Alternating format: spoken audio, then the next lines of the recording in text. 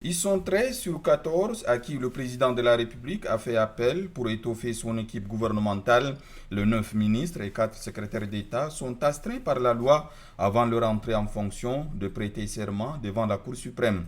La plus haute institution judiciaire, pour l'occasion, s'est délocalisée au palais présidentiel. C'est en présence du maréchal du Tchad, Idriss Déby Itnou, président de la République, chef de gouvernement, président du Conseil supérieur de la magistrature, que s'est déroulée l'audience solennelle. Audience marquée par quelques temps forts, dont la lecture du décret de nomination des récipiendaires par le greffier en chef Togia Alanou Toloum. Chaque ministre, à l'appel de son nom, s'est présenté devant la cour et devant les 2 livres saints posés sur le pupitre. Moi, Amina Ehemir Torna, je jure au nom d'Allah, le Tout-Puissant, d'être loyal dans mon travail, de ne pas trahir la nation et le peuple, de ne pas détourner les deniers publics, de ne pas dévoiler les secrets de l'État et de respecter les engagements contenus dans la charte déontologique.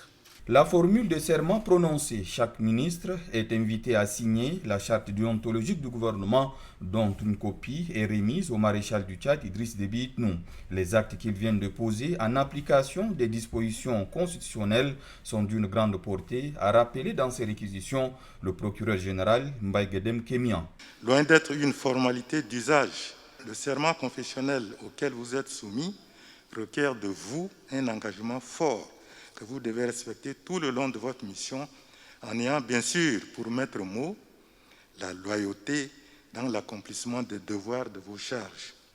En vous nommant à ces postes de responsabilité, le maréchal du Tchad, Idriss Déby Itnou, président de la République, chef de l'État, chef du gouvernement, a placé en vous toute sa confiance afin de l'accompagner dans l'atteinte des objectifs qui visent le développement socio-économique et politique d'un Tchad que nous voulons émergent et prospère. Il vous appartient à vous de prouver que vous méritez bien cette confiance. L'exigence de la loi étant remplie, la Cour suprême a renvoyé les récipiendaires à l'exercice de leurs fonctions respectives.